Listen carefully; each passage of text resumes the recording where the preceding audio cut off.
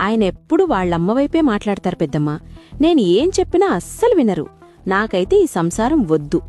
మహాదేవుడిలాంటి భర్త కావాలి, రాముడిలాంటి మొగుడు కావాలి అని కోరుకునే ముందు ఒక విషయం మర్చిపోతున్నావేమో తెలుసుకో తల్లి. ఏం మర్చిపోతున్నాను పెద్దమ్మా? రాముడు తన తండ్రి మాట కోసం అడవికి వెళ్లాడు.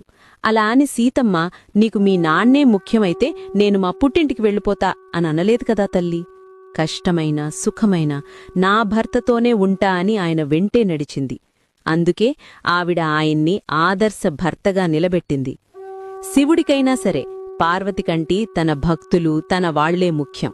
అయినా పార్వతీదేవి ఎప్పుడూ ఈగో చూపించలేదు. ఆవిడ చూపించిన ఆ అంతులేని ప్రేమ వల్లే ఆయన తన శరీరంలో సగమిచ్చి అర్ధనారీశ్వరుడయ్యాడు. రాముడైనా శివుడైనా ఆడవాళ్ల ప్రేమకే దాసోహమవుతారు కాని ఆడవాళ్ల అహంకారానికి కాదు తల్లి. అబ్బాయి అంటే ఒక అగ్నిపర్వతం. లోపల ఎన్నో బాధ్యతలు టెన్షన్లు ఉంటాయి. దాన్ని నీ ప్రేమ అనే చల్లని నీళ్లతో ముందు చల్లబడుచు. అప్పుడు తను కూడా ఒక రాముడిలా నిన్ను కళ్లల్లో పెట్టుకొని చూసుకుంటాడు.